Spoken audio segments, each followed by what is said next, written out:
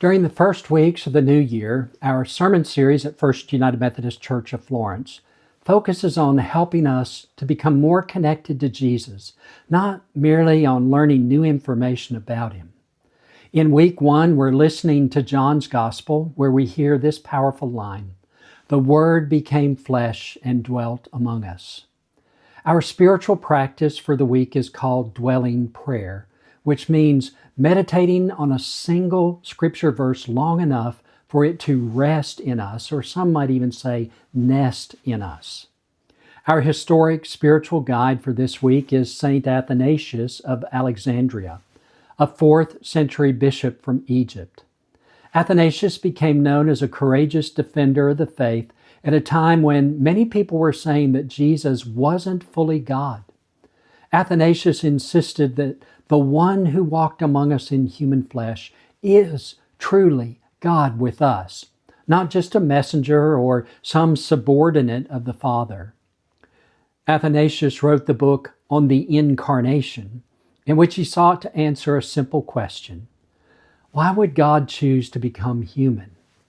One of his most famous lines says, "The Son of God became man so that we might become God," meaning that in Jesus, God comes so close that our ordinary human lives can be healed, renewed, and drawn into God's own life of love. For Athanasius, the Incarnation is not an abstract doctrine.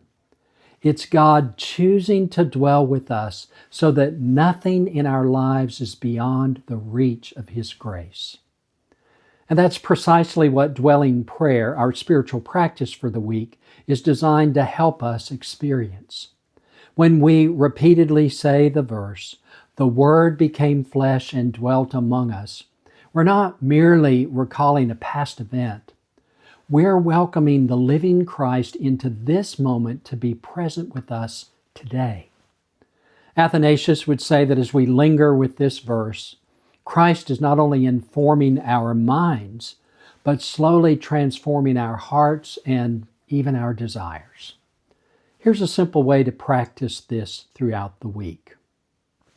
At least once a day, find a quiet place and sit comfortably for at least 5 minutes. And once you get settled in, then begin to gently pray, "The Word became flesh and dwelt among us." And you can do this perhaps in rhythm with your breathing. And as you do this, as you sit, notice, where does Christ feel near right now? Where does Christ feel distant? There's no pressure to fix anything. Just let what you notice be conscious in God's presence. Be aware of His presence with you.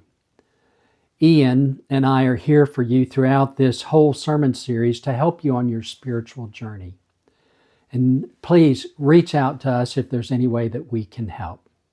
I hope and pray that this week, as you practice dwelling prayer, that you will experience a deeper connection to Jesus Christ. I hope to see you soon, and may God bless you.